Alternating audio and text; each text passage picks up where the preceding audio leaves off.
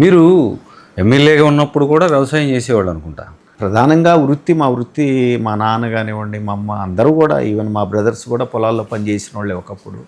So మా వృత్తిని మేము దైవంగా భావిస్తాం కాబట్టి వ్యవసాయాన్ని ఎప్పుడు వదలే కుటుంబం అయితే మాత్రం మాది కాదండి. ఇప్పుడు ఎలా ఉన్నాయి పంటలు, ఎలా ఉన్నాయి సార్? వ్యవసాయ రంగం అనేది రాజశేఖర రెడ్డి గారులో ఆయన టైంలో బ్రహ్మాండంగా అభివృద్ధి చెందింది. రైతు రాజు అయ్యాడు. అది జగన్మోహన్ రెడ్డి గారి ప్రభుత్వంలో కంటిన్యూ అయింది. చంద్రబాబు నాయుడు గారికి ఆయన ఒప్పుకున్నా, కొంతమంది ఒప్పుకోకపోయినా వ్యవసాయ రంగం కన్నా ఐటీ రంగాలని, లేకపోతే టెక్నాలజీలని వాటి మీద దృష్టి పెడుతున్నాడు అని చెప్పి ఆయన భావిస్తాడు. కానీ వ్యవసాయ రంగాన్ని మాత్రం ఖచ్చితంగా ఆయన చిన్నచూపు చూస్తాడనేది అందరికీ తెలిసినటువంటి విషయమే.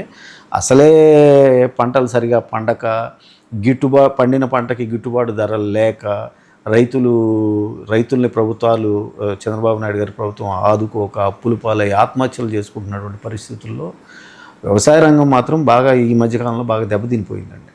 ఇది 20 నెలల కాలంలో రైతులకి ఖచ్చితంగా భరోసా లేదా? అస్సలు లేదండి, భరోసా లేదు. ఏ పంట మీరు చూడండి, చిత్తూరు జిల్లాలో మామిడి నేల మీద పోసినటువంటి పరిస్థితులు మనం చూసాం. పారబోసాడు రైతు. అదేవిధంగా టమాటాలు, ఉల్లిపాయలు, అరటి ఇవన్నీ ఆదుకోవాలి కదండి ప్రభుత్వం తప్ప ఇంకెవరు ఆదుకుంటారు చెప్పండి? ప్రభుత్వాలే అండగా నిలబడాలి రైతుకి. నిలబడని పరిస్థితులు చంద్రబాబు నాయుడు గారు తీసుకొస్తూ ఉన్నారు. సార్, మీరు 2024 ఎన్నికలకు ముందు షర్మిల గారి దగ్గరికి వెళ్ళారు.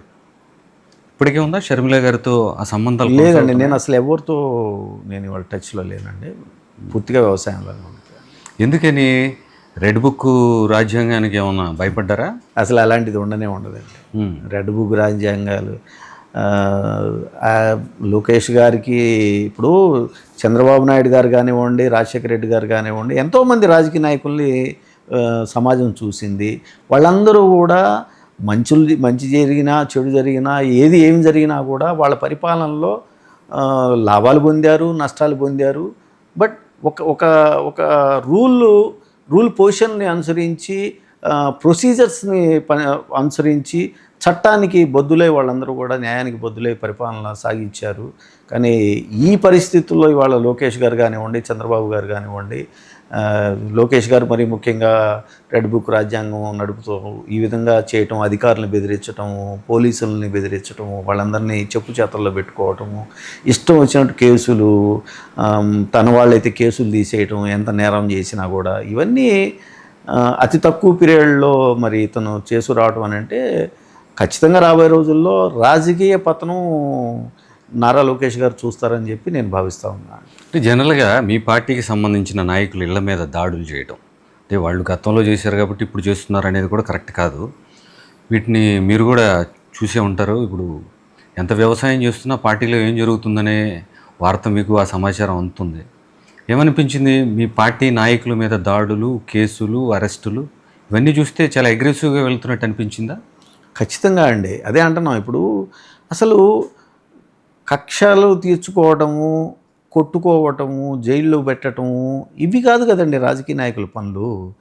ప్రజలకి సేవ చేయాలి, సమాజానికి మేలు చేయాలి అనే తపన ఉండాలి తప్ప. అందుకే అంది రాజశేఖర రెడ్డి గారి, అంటే దగ్గరగా చూద్దాం, రాజశేఖర రెడ్డి గారు కానివ్వండి, చంద్రబాబు కానివ్వండి, గతంలో చంద్రబాబు, ఇప్పుడు కాదు, గతంలో చంద్రబాబు గారు కానివ్వండి, జగన్మోహన్ రెడ్డి గారు కానివ్వండి, ఇలా కక్షపూరిత రాజకీయాలకి వెళ్ళినట్టుగా ఎక్కడ దాఖలాలు తక్కువ. ఏమండి, చంద్రబాబు గారి టైంలో కొద్ది గొప్ప నడిచి ఉండి ఉంటాయి.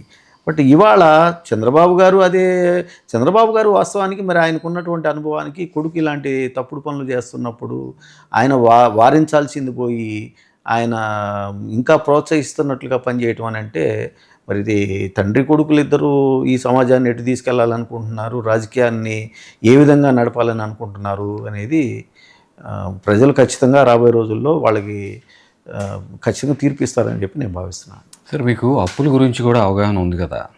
మీరు 5 సంవత్సరాల్లో చేసిన అప్పు దాదాపు 20 నెలల కాలంలోనే 3,27,000 కోట్లు సుమారుగా చేశారు. రాష్ట్ర ఆర్థిక పరిస్థితి దృష్ట్యా అవును, మీకున్న అవగాహన ఏంటి? మీకేమనిపిస్తుంది? అసలు ఈ అప్పులు ఇవన్నీ తిరిగి మళ్ళీ సామాన్యుడి మీద పన్నుల రూపంలో పడే భారమే కదండి.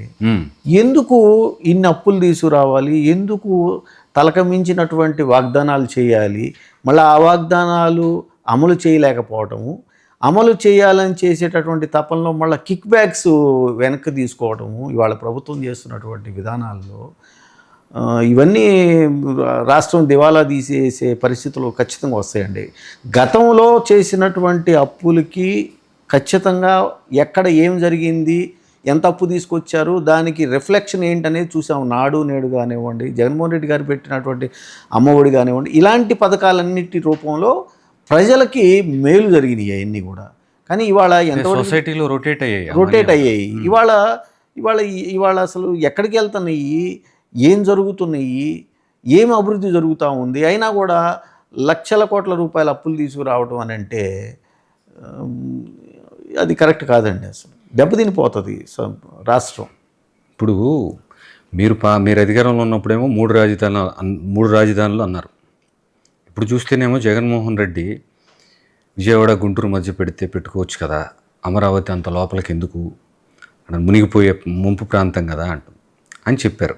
గవర్నమెంట్ ఏం చెప్తుంది, పట్టుదలగా వాళ్ళు ఎక్కడైతే అనుకున్నారో అక్కడ పెద్ద ఎత్తున కన్స్ట్రక్షన్ చేస్తుంది. దాదాపు 50,000 కోట్ల రూపాయలు అప్పు తెచ్చి మరీ అక్కడ కన్స్ట్రక్షన్ నడుస్తుంది. మీరు వాదిస్తున్న మీరు ఏదైతే కోర్టులో వేసిన కేసులకు సంబంధించి ఇన్నర్ రింగ్ రోడ్డు, అసైన్డ్ భూములకు సంబంధించి ఇదంతా రాజధానికి రిలేటెడ్గా ఉన్న ఇష్యూసే కదా. ఇప్పుడు మీరేమంటారు, నిజంగా విజయవాడ గుంటూరు మధ్య రాజధాని ఉంటే బాగుంటుందా, అమరావతిలోనే రాజధాని కడితే బాగుంటుంది అనుకుంటున్నారా? అంటే ఆ రోజున ఉమ్మడి రాష్ట్రంలో హైదరాబాదులోనే మొత్తం డెవలప్మెంట్ జరగటం, మిగతా ప్రాంతాలు డెవలప్మెంట్ జరగకపోవటం వలన రాష్ట్రం విడిపోయినప్పుడు మనం పడ్డటువంటి బాధలు, మనం చెందినటువంటి ఆవేదన, 3 రాజధానుల కాన్సెప్ట్ తీసుకోవటము. రెండవది 3 రాజధానులు కూడా అమరావతి ఒక రాజధానిగా ఉండిపోయింది. శాసన రాజధాని, పరిపాలనా రాజధాని, న్యాయ రాజధాని అని చెప్పేసి ఆయన జగన్మోహన్ రెడ్డి గారు భావించడం ఆ రోజున మనందరం కూడా చూసాము. అయితే ఇవాళ విజయవాడ గుంటూరు మధ్య పెట్టడం అనే మాట అంటే యాక్చువల్గా నేను దాన్ని ఫాలో కాలేదండి. రియల్గా బాటమ్ ఆఫ్ మై హార్ట్ చెప్తా ఉన్నాను. జగన్మోహన్ రెడ్డి గారు చెప్పింది గతంలోనే చంద్రబాబు నాయుడు గారు డిక్లేర్ చేసినప్పుడే నేను కూడా అన్నాను, సార్ అమరావతిలో తుళ్ళూరు కానివ్వండి లేదా అమరావతి మండలం ఆ ప్రాంతం కానివ్వండి, బయటికి తెలియపోయినా అమరావతి ఒక గ్రామం, మండలం మనందరూ తెలిసిందే. తుళ్ళూరు ఈ ప్రాంతం అంతా కూడా ముంపు ఏరియా, అప్లాండ్ అయినటువంటి విజయవాడ గుంటూరు మధ్య కనుక మంగళగిరి ప్రాంతంలో చేసుకొని ఉండుంటే వరదలు రావు. వచ్చే వరదంతా కూడా కృష్ణానది లోపల కలుస్తుంది. మంగళగిరి రూరల్ మండలానికి ముందే, తుళ్ళూరు మండలానికి మంగళగిరి మండలానికి మధ్య కాబట్టి అప్లాండ్కి వరద రాదు. సో నాగార్జున యూనివర్సిటీ ఆ ఏరియాలో పెడితే బాగుంటుందని చెప్పేసి చెప్పిన వాళ్ళలో నేను కూడా ఒకండి. ఏదేమైనా కూడా అండి, ఇప్పుడు సరే డెవలప్మెంట్ కోసం నేను ఇదే అమరావతినే రాజధాని అని చెప్పి చంద్రబాబు నాయుడు గారు చెబుతూ ఉన్నారు. మీరు చెప్పినప్పుడు అసలు ప్రపంచంలోనే ఏ రాజధాని తీసుకున్నా దాని వైశాల్యం ఎంత ఉంది అనేది ఒక్కసారి చూసుకుంటే ఇవాళ 13 జిల్లాలు ఉన్నటువంటి అతి చిన్న రాష్ట్రం అయినటువంటి ఆంధ్రప్రదేశ్కి 1,00,000 ఎకరాల రాజధాని అవసరమా అని చెప్పేసి భావిస్తాం. అది పెద్ద ప్రశ్న కదండి. అదేవిధంగా అది 3 పంటలు పండే ప్రాంతాలండి. అవన్నీ కూడా పూర్తిగా సారవంతమైనటువంటి నేలలు. ఆ నేలలను తీసుకొని వెళ్ళి పల్లపు ప్రాంతాల్లో పెట్టి ఇవాళ అప్పుడే చూసామండి ఆ రోజుల్లోనే చదరపు అడుగుకి ఇసుక ఉచితంగా ఇచ్చి, అదేవిధంగా స్థలం ఉచితంగా ఇచ్చి ఒక చదరపు అడుగుకే సుమారు 12-13 వేల రూపాయలు ఆ రోజుల్లో 2014లో ఆయన టెండర్ పిలిచినటువంటి పరిస్థితులు కూడా మనం చూసాము. అవన్నీ వదిలేసేసి ఇక్కడ అప్లాండ్లో కడితే బాగుండేదనేది నేను కూడా భావిస్తాను. కానీ